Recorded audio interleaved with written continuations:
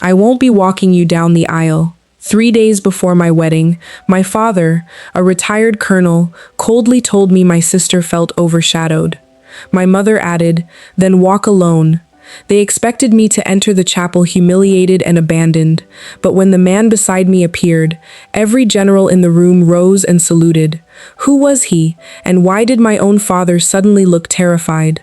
Croatia looks perfectly seamless on a map, but its actual life is shattered into over 1,000 scattered pieces. This is a country of small, isolated islands. It is a place where modern cities still breathe inside the stone shells of vanished empires. It is an economy deeply shaped by the relentless seasonal tides of millions of tourists, and a collection of fragile communities constantly trying to balance the rush of modern opportunities with the quiet need to hold on to the very things that make this place home. When the world looks at Croatia, it sees a paradise of turquoise waters, pristine ancient walls, white boats drifting into golden sunsets, and islands that seem to exist entirely outside of time. But if you step away from the postcard and walk into the backstage of this beauty, different questions emerge. Who unlocks the doors before the first visitors arrive? Who navigates the winter storms to bring fresh food to the islands? Who repairs the cracking stone houses? Who manages to earn enough in a fleeting 3-month summer to survive a desolate winter? And who will be left to stay when the young decide to leave? Croatia survives by opening its doors to the world. Yet, what the world comes looking for only retains its meaning if the life behind those doors isn't completely hollowed out and replaced. So, how does a nation fragmented by the sea, burdened by heavy layers of history, and dominated by an overwhelming tourism industry, still manage to keep the feeling of a shared community? To find out, we won't be looking at travel guides. Instead, we are going to follow a morning ferry, a local market, a fresh catch of fish, a family working the season, and ancient cities where world heritage must still be swept clean every single day. To truly understand how Croatians live, you first have to understand that the sea here is never just a beautiful horizon. It is a vital road, a fragile pantry, a strict boundary, and sometimes the ultimate decider of fate. Because every single morning on the islands, real life does not begin by admiring the breathtaking view. It begins with a much simpler, far more urgent question.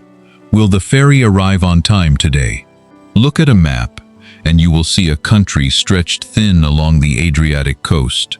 From the northern peninsula of Istria, down through the Kvarner Gulf, and stretching deep into southern Dalmatia, Croatia is not a solid mass. It is a narrow body pressed hard between steep mountains and the water, with cities clinging to natural bays and islands scattered in multiple defensive layers offshore. While Zagreb and the inland plains hold the administrative center, the daily coastal reality is entirely different. Here, physical distance on a map means very little. Instead, distance is measured by the schedule of a ferry route, the shifting of the seasons, and the unpredictable temper of wind. At the port of Split, long before the sun is fully up, the staging lanes are already full. You see delivery trucks, locals waiting in their cars, and foot passengers carrying heavy bags. To understand this scene, you must realize that this ferry is not a tourist cruise. It is the only highway these islands have. On the mainland, a blocked road or a delayed commute is merely a morning inconvenience. On an island, a cancelled ferry ripples through every single layer of existence. It dictates whether supermarket shelves remain empty or stocked. It decides if a patient makes it to a crucial medical appointment, if a mechanic gets the part needed to fix a generator, and if families separated by water get to sit at the same dinner table. Watch a single crate of fresh produce or a vital box of pharmacy supplies make this journey. It leaves a mainland warehouse in the dark, rolls onto the heavy steel ramp of the ferry, crosses miles of open water, and is finally unloaded onto a concrete pier on Vis or Hvar. From there, it is driven to a local store and divided among the residents. Through this single box, the entire microeconomy of the island is laid bare. You see the physical labor, the added transport costs, the complex coordination, and the undeniable reliance on the mainland. A community here is fed, quite literally, by a daily metal lifeline across the sea. Many of us have grown accustomed to a modern world where food, medicine, and necessities appear at our doors with a few taps on a glass screen. Because of this, it is easy to forget that this convenience is built on massive, invisible systems. But on a small island, that system is never invisible. It is completely exposed. A single delayed boat is all it takes to remind everyone that no community truly exists on its own. But before humans built ports and plotted ferry lines, another force shaped Croatia first: water, limestone, wind, and time. Look closely at the terraced lakes of Plitvice or the cascading falls of Krka. This is not just a beautiful arrangement of water and forests. It is a live, ongoing geological process. The water here constantly dissolves and rebuilds the travertine rock beneath it. The landscape is not fixed. It is shifting, forcing humans to carefully design wooden pathways, regulate access, and manage the delicate balance of an incredibly fragile ecosystem. Look at the old stone water mills standing quietly by the riverbanks. They remind us that before these rivers were tourist attractions, their currents were harnessed as raw energy for labor. Water certainly creates breathtaking natural wonders, but it has never created an easy life. Move out to the islands, to the stark, scattered rocks of Kornati, or the pale, windswept surface of Pag. It is tempting to simply call these landscapes lunar and move on. But you have to ask, what do people actually do when the land refuses to easily grow food? On Pag, the harsh, dry terrain is constantly battered by the Bura wind, which sweeps sea salt across the low, sparse herbs. The famous local cheese is not just a recipe, it is the direct, physical result of adapting to this exact environment. A brutal condition was transformed, through generations of human resilience, into a highly valued means of survival. Back on the mainland, look at the towering peaks of Mount Biokovo rising violently behind Makarska, or the deep gorge of the Cetina River squeezing the town of Omiš. The towns here cling desperately to a narrow strip of coast. Geography does not entirely dictate human destiny, but it absolutely restricts the initial choices. It dictates where a house can be safely built, where a fishing boat can find shelter, what kind of crops can survive the soil, and what kind of work is actually possible when the physical space is this limited. So, you must bring the people back into the frame. The park rangers maintaining the paths, the local shepherds tending their flocks in the wind, the workers moving cargo up steep inclines, and the builders stacking dry stone walls by hand, a skill recognized by UNESCO. Stone forms the rough terrain of this country. Centuries ago, powerful empires harvested that exact same stone to construct their grand, historic cities. But the thing that keeps those cities breathing today is not the memory of vanished emperors. It is the ordinary daily work that still continues inside them. Look across the nation, and you will see the heavy footprints of vanished empires. There is the colossal Roman amphitheater in Pula, the intricate Venetian facades in Rovinj and Trogir, the formidable stone walls of Dubrovnik, and the elegant Austro-Hungarian architecture in Zagreb and Opatija. We do not need to recite the long timelines of these conquerors. We only need to ask what they built, why they built it there, and how modern Croatians are forcing these ancient spaces to accommodate current lives. Empires eventually collapse and leave. But they leave behind narrow streets, heavy city gates, deep harbors, and strict physical boundaries that local residents still have to live with and navigate through every single day. Walk into Diocletian's palace in Split. Start with the wide view of a grand monument, but then pull the lens much closer. Watch a key turning in the lock of a residential apartment. See a heavy bag of groceries being carried up worn stone stairs. Watch local residents sidestepping a massive tour group, or a delivery driver navigating a narrow alley where modern trucks are strictly forbidden. You will see fresh laundry hanging casually from ancient balconies, hear church bells ringing over cafe chairs being arranged for the morning, and watch street sweepers washing the stone before the gates open. Heritage does not merely create international prestige, it creates rigid building regulations. It creates painfully cramped living quarters, skyrocketing real estate values, and expensive conservation responsibilities. It creates a constant, daily friction between the necessity of private life and the relentless observation of the touring public. Nowhere is this tension more visible than in Dubrovnik. In the past, those massive stone walls were built for one specific reason: to protect the residents from outsiders. Today, those exact same walls are the primary reason millions of outsiders desperately want to get in. There is no need to judge this. Just observe the reality. Huge crowds pour through the gates, shops unlock their doors, and goods are hauled in on handcarts. Meanwhile, a few remaining locals walk quietly against the overwhelming tide of visitors, while the city carefully monitors its carrying capacity just to survive. Many of us think that conservation means keeping a place unchanged. But a house can retain all its original stone walls and no longer have a family living inside. A historic square can be perfectly restored and yet have no one remember the locals who used to walk across it every morning. Perhaps the hardest thing to preserve is not the stone, the clay roof tiles, or the grand facades. It is the ordinary, quiet life that originally made all of those things meaningful. To know if a city is alive, or if it has merely become a theatrical stage, you should never just look at the architecture. You must look at what happens in the quiet hours before the tourists wake up. Long before the sun rises, the port wakes up. Thick ropes are untied from iron cleats. Boat engines cough to life, sending low vibrations through the dark water. Yellow harbor lights reflect on the surface as plastic crates are dragged across wet stone. A small cafe turns on its lights. Boxes of bread are quickly unloaded.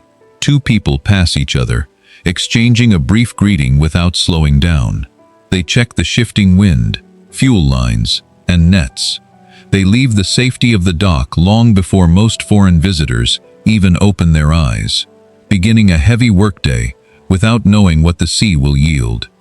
Soon, the morning ferry arrives, carrying the day onto the island. Watch the flow of passengers and cargo. There are daily commuters, students heading to school, and elderly residents returning from a doctor's appointment on the mainland. There are tourists stepping off, but also supply trucks for local restaurants, urgent parcels, and pallets of fresh food. Not every arrival is a joyful or tearful reunion. Many people here are simply rushing to work, anxiously checking inventory, worrying about spoiled goods, or waiting for a vital machine part. They do the exact same repetitive jobs every single day. That is the unglamorous beauty of this place. A community survives not on picture-perfect moments, but on unrecorded labor, keeping the entire isolated island afloat. By mid-morning, the local market is fully alive. Look past the fresh fish, seasonal vegetables, olive oil, and cheese. Look closely at the hands weighing produce, small coins pressed into palms, plastic boxes being reused, and the vendor putting aside an item for a regular buyer. The market is not just a place to transfer goods, it is a vital information exchange system. Along with food, people exchange morning news, weather updates, pricing trends, and small job offers. They ask for tiny favors. They notice instantly if a familiar face is missing. Quietly helping an older neighbor carry heavy, cumbersome groceries is not just a random act of passing kindness. It is an essential part of how this isolated society functions. This reliance on each other becomes critical when basic services are limited. When an island lacks a high school, a specialized clinic, or an emergency room, the true cost of isolation is revealed. In the sudden event of a medical emergency, distance is no longer measured in miles. It is measured in ferry hours, in the unpredictable roughness of the sea, and in the time a relative must take off work to accompany a patient.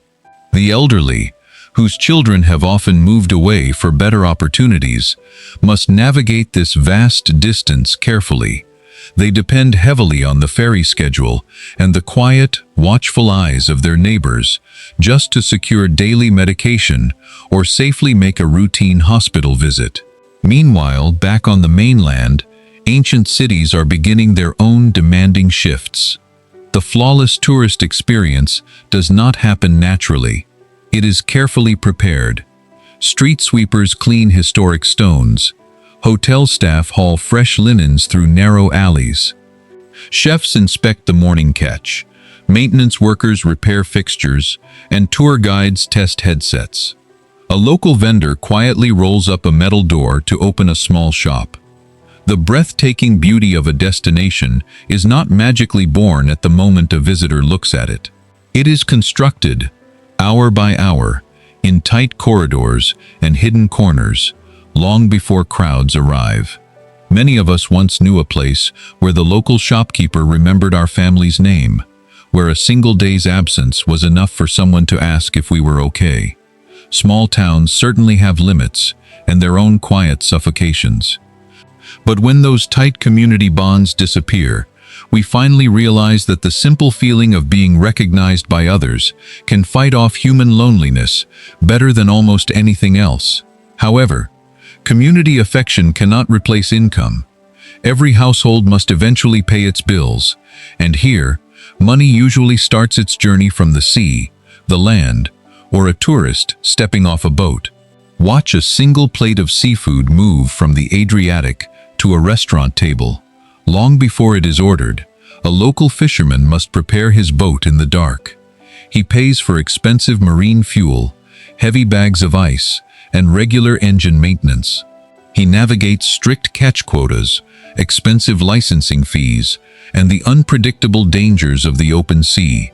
Once caught, the fish is quickly sorted, hauled onto the concrete pier, and sold to a restaurant or regional buyer. By the time a tourist looks at the menu, they are not just paying for a meal.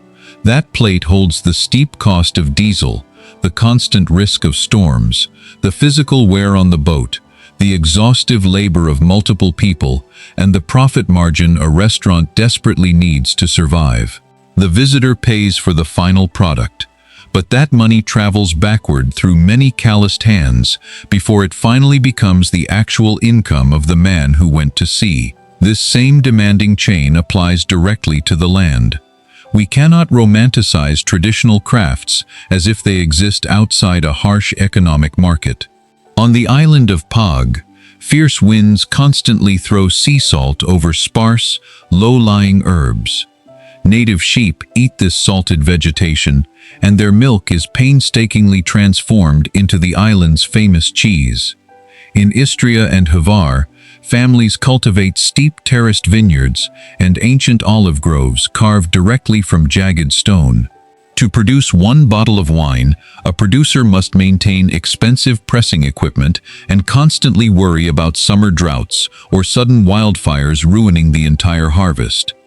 The value of these traditional goods increases only through intense processing, careful packaging, the crafting of an origin story, and finding a tourist willing to buy them. A traditional craft survives today, not out of pure nostalgia, but because it successfully adapts to a modern market. That market is driven entirely by tourism, which relies on a massive army of backstage labor. Look past the relaxed guests and watch the relentless cycle of work unfold. Hotel rooms are hastily stripped and cleaned. Enormous piles of towels are washed and folded in industrial laundries. Delivery drivers carefully navigate narrow stone alleys to drop off fresh supplies. Port workers secure heavy ferry ramps. Air conditioning technicians rush from building to building, and cleaners scrub historic squares after large summer festivals. A room is prepared, a meal is served, a guest departs, and the exhaustive cycle immediately begins all over again.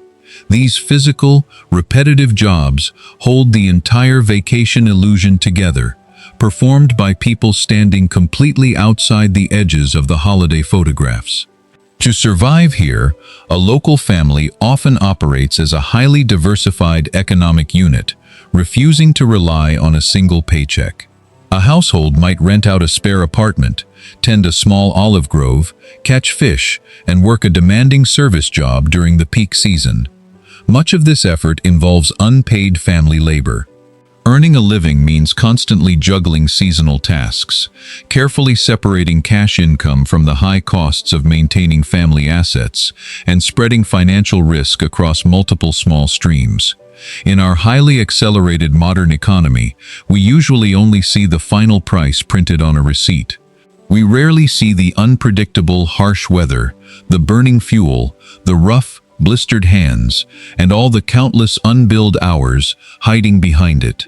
Perhaps truly understanding a community begins with learning to clearly see the invisible labor that has vanished from the final product. But money is not the only thing keeping these communities intact.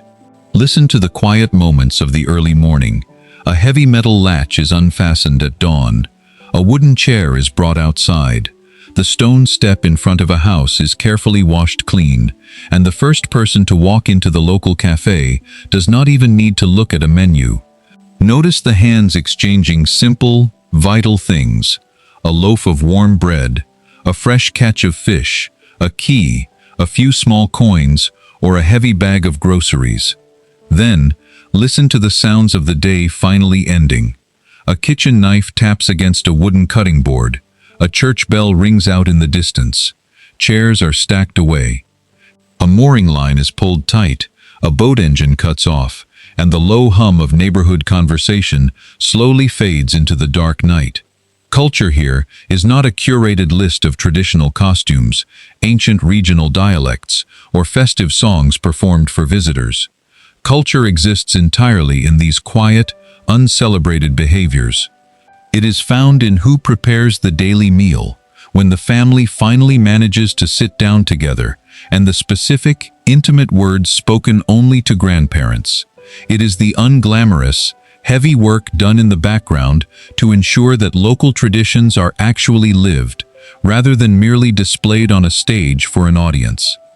You will often see older residents sitting quietly by their doorways, exchanging brief greetings with familiar neighbors passing by. They hold the living memory of these towns, watching the ports where countless generations have left and returned. But growing old on an isolated island is not a romantic picture.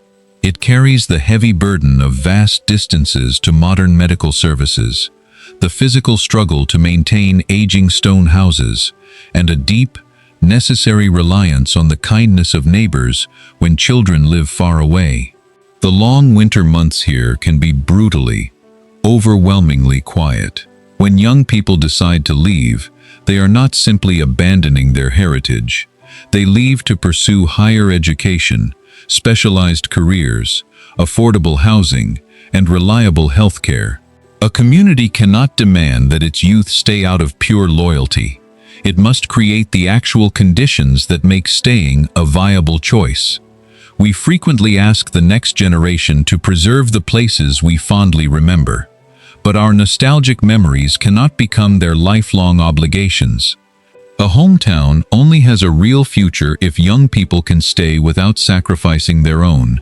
And this is exactly where the breathtaking beauty of Croatia becomes a difficult question, because the very economic force providing the greatest modern opportunity, tourism, is rapidly altering the exact places it is helping to survive. Beyond the constant tide of the sea, Croatia lives with another massive, overwhelming tide. It begins rising gently in the spring, hits a furious, crowded peak in the middle of summer, and rapidly retreats as the days grow shorter.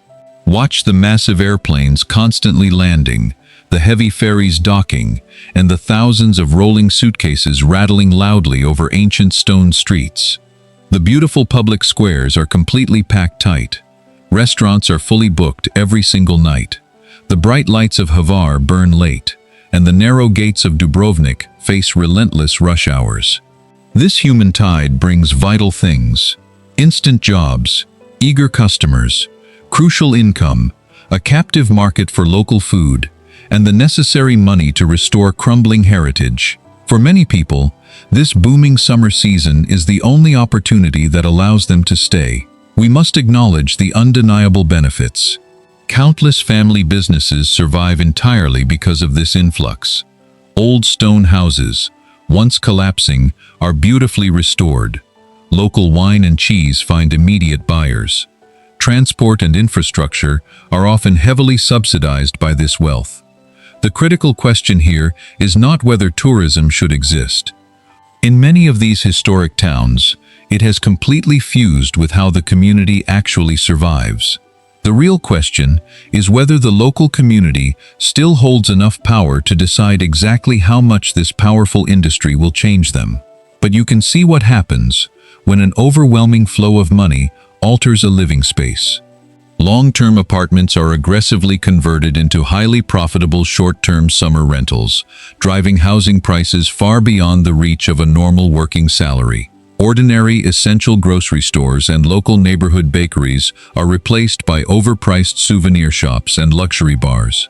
Ancient sewage, water, and traffic infrastructures buckle under the immense pressure of temporary crowds.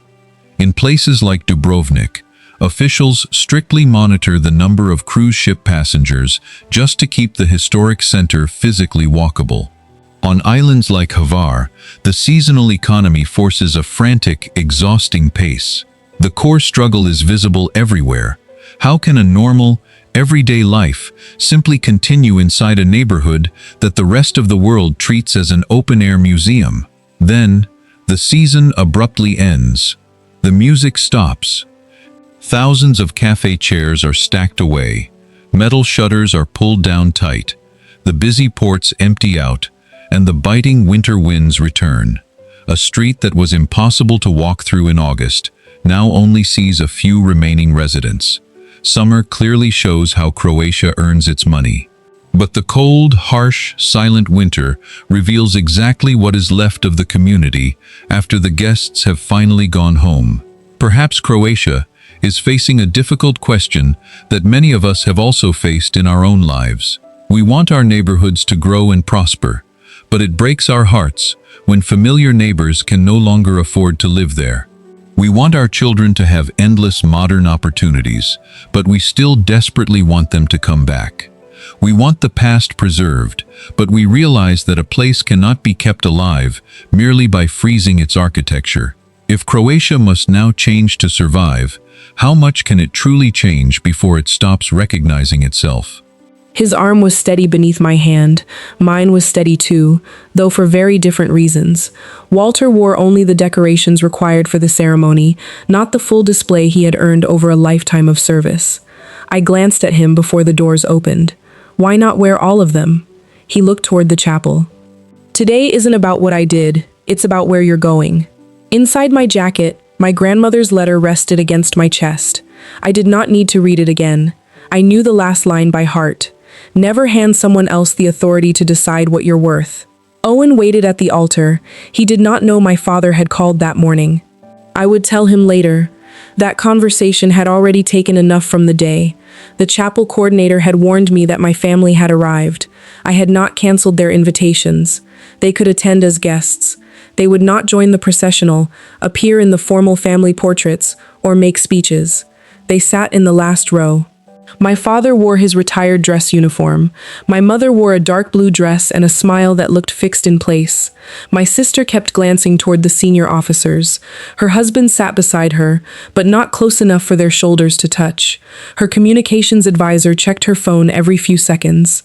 Some people do not attend your milestones to celebrate you. They attend because absence would surrender control of the narrative. The doors opened. Morning light spread across the aisle. The organ returned, soft and measured. I stepped forward in my army dress blues. I had considered wearing a traditional gown, but the uniform was not a costume, and it was not a statement designed to embarrass my family. It was part of the life I had built. It was where I learned responsibility. It was where I met Owen. It was where people trusted me with wounded lives when every second mattered. Walter moved beside me. He did not pull me forward or guide me as if I could not find my own way. He matched my pace. Our first steps sounded against the chapel floor. Then a chair moved in the front row. A retired general had recognized Walter. The general stood, straightened, and raised his hand in salute. Another senior officer noticed the decoration at Walter's collar and rose beside him. Then a colonel stood. Another followed. The movement spread through the chapel like a wave. Chairs shifted. Fabric moved. Heels settled against the floor. Hands rose one after another. Civilian guests stood in silence. The first salutes were for Walter. He had earned them long before I knew him, but as we moved down the aisle, some eyes shifted toward the ribbons on my uniform. Members of my old flight crew stood near the middle rows.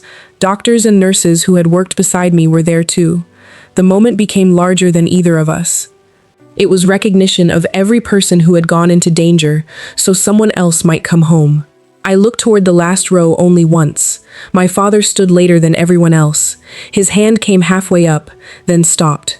For 1 second, he seemed caught between three roles. A retired officer who knew Walter deserved respect. A father who had refused to stand beside his daughter. A man realizing the room understood both facts. Finally, he completed the salute. I did not mistake it for forgiveness or an apology. It was the first time he had been forced to acknowledge in public what he had spent years reducing in private. When we reached the altar, the chaplain stepped forward. He did not ask who was giving me away. Instead, he asked, "Who stands with Hannah today?" Walter's voice was calm. "I do, and so does every life she brought home." Behind us, members of my crew stood for a few seconds. So did several nurses and doctors. Then they sat again. There was no long applause, no shouting, only a silence that felt full rather than empty. I had once believed being walked down the aisle meant someone was giving me away. That morning, no one gave me away. Walter stood beside me while I chose where I was going. When I looked at Owen, I felt something I had not expected. Relief, not triumph, not revenge. Relief. For the first time, an important moment in my life did not depend on whether my family behaved well enough to let me keep it. Owen reached for my hand. I was not leaving one family so another man could own me. I was stepping into a partnership built on choice, respect, and the freedom to remain myself. The ceremony continued without interruption. We exchanged our vows, we signed the documents, we walked back down the aisle together. For a little while, the conflict stayed outside the room. But when I entered the reception hall, my father was waiting near the head table. He held no gift. He did not offer congratulations. "We need to talk before this goes any further." He still believed the problem was how far the truth had traveled, not what he had done to send it there. My father waited until no camera was pointed at us, which told me more than his apology ever could. The reception hall was warm with music, soft light, and the low hum of people trying to celebrate.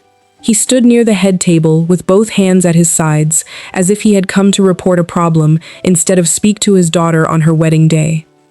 He said he was sorry everything had become so public. "Are you sorry for what you did, or for who saw it?" His eyes moved past me toward the tables where senior officers were seated. He did not answer. Instead, he said my mother felt humiliated. My sister could lose professional opportunities. People were whispering about our family. He thought I should release a statement calling the whole thing a misunderstanding. Not once did he ask what the last 3 days had cost me. He did not ask what it felt like to have my judgment questioned, my counseling used against me, or my name attached to a forged message. He wanted me to protect the people who had attacked me. A real apology asks what the injured person needs. Damage control asks what the injured person can do to make everyone else comfortable again. I reached into my jacket and took out a small envelope. It did not contain every record. The originals were already with my attorney. From now on, anything involving this matter will be handled in writing. His face tightened. "You'd really take your own family to court?" They took my name, my career, and my wedding into public first. He stared at the envelope as though it were the betrayal. Near the hallway, my civilian attorney approached Kelsey. She handed her a preservation notice, a demand to stop distributing the recordings, and written instructions not to contact my unit or the chapel again.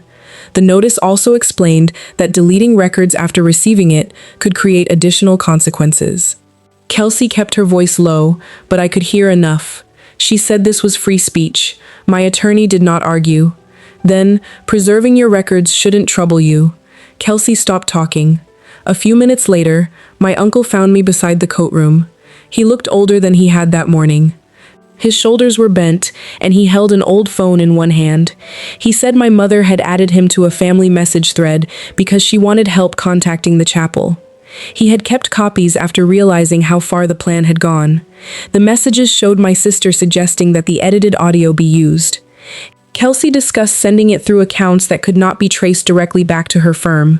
My mother wrote that I needed to come back to the family on our terms. My father had been copied on the thread. His reply was short. Do what you have to do. Keep my name out of it. The words changed something in me. Until then, some part of me had still wanted to believe he was weak, uninformed, or simply too afraid to intervene. He had known. He had given permission, as long as the consequences did not touch him. My uncle said he had stayed quiet for years because he was afraid of losing the family. I believed him. I did not forgive him. Give everything to my attorney. Tonight belongs to my husband. Telling the truth late is better than never telling it, but lateness still has a cost. Courage cannot erase the years it was absent. Before my uncle could step away, my sister crossed the room. She had seen Kelsey receive the papers. She said I was destroying her career and her marriage. I didn't create the records. I preserved them. She called it revenge. No, I want you to stop. That was all. For once, I was not choosing between peace and dignity. I had finally understood they could exist together. I could have walked to the microphone, I could have read the messages aloud, and let every guest hear exactly what they had done. For years, I would have needed that room to agree with me. I did not anymore. Truth did not become more true because 200 people witnessed it. It only needed to be handled in the right place, by people who could act on it. I turned away from my sister and found Owen near the dance floor. He looked at my face and did not ask for details. He held out his hand. I took it. While we danced, my family gathered their coats and left before the cake was served. My mother did not look back. My father did. Once. I rested my head against Owen's shoulder and let the music cover the sound of the doors closing. They left believing the worst part had happened in that room. It hadn't. Public embarrassment fades. Documents don't. Nothing collapsed the next morning. Real consequences rarely arrive with broken glass and dramatic music. The reception hall was cleaned. The chairs were stacked. The flowers went home with guests. By breakfast, the pictures online had already begun to change the story into something simpler than it was. But the records stayed where they were. My attorney did not demand an impossible settlement or threaten to ruin anyone. Our goals were clear.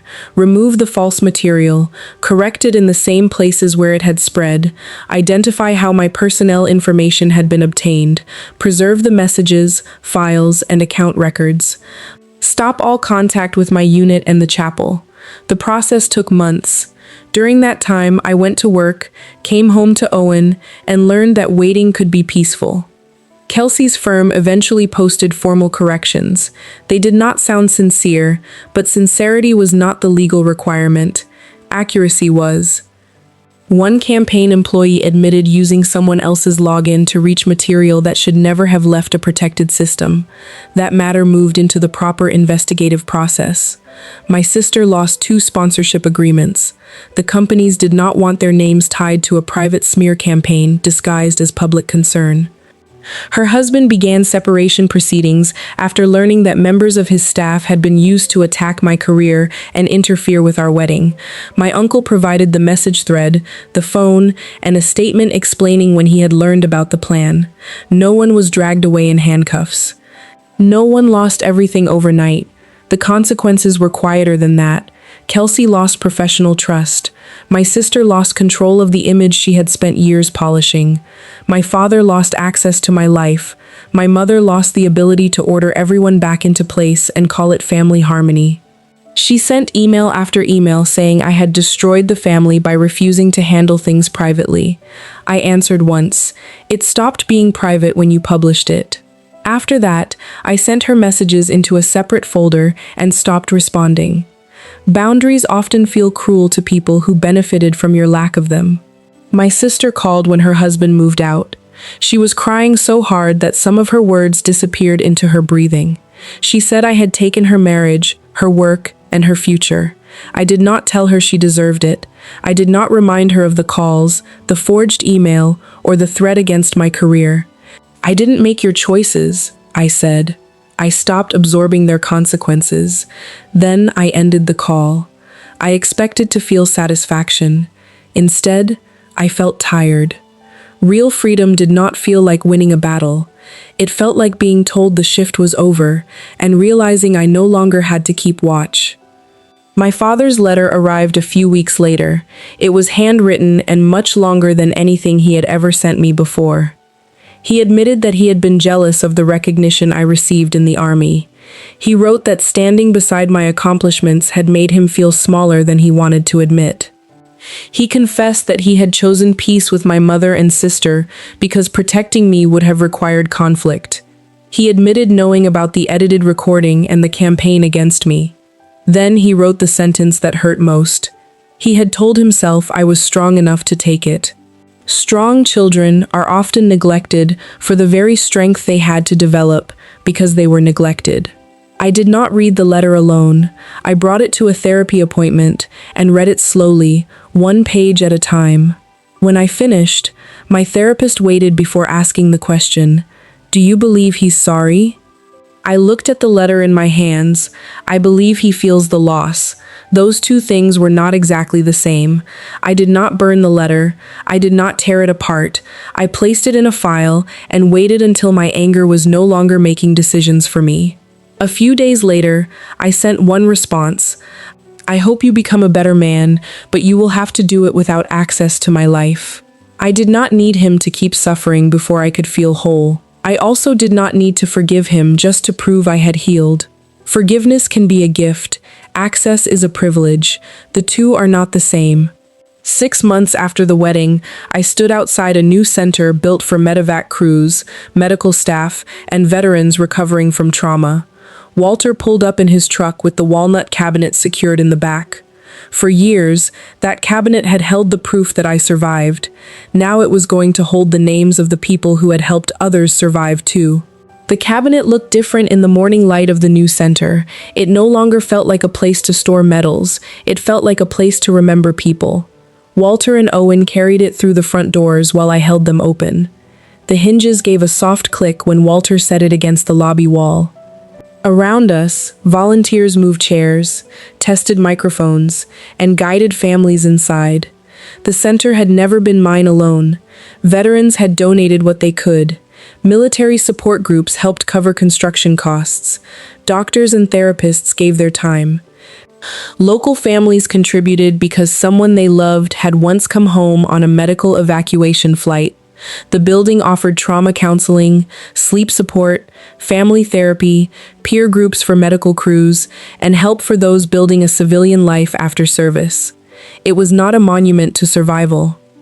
It was a place where survival could become a life again. Walter opened the cabinet and arranged the items inside. My distinguished flying cross rested near the center. Beside it went a photograph of my old flight crew. There was a medic patch from the man who had kept a wounded soldier awake by repeating his name. Below that was a list of people who had served with our unit. My grandmother's letter sat behind protective glass. Next to it, I placed the compass my father had given me as a child. I did not put it there to honor him. I placed it there because the lesson had outlived the relationship. He had taught me how to find direction on a map. Years later, I learned that choosing a direction for your life was something no one else could do for you. Not everything someone gives you has to be returned when the relationship ends.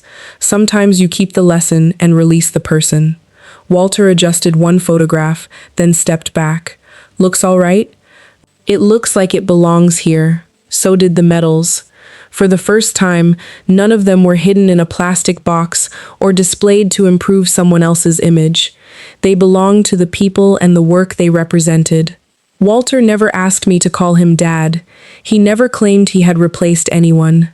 He simply kept doing what he had always done. He showed up. Before the ribbon cutting, Owen found me near the side entrance.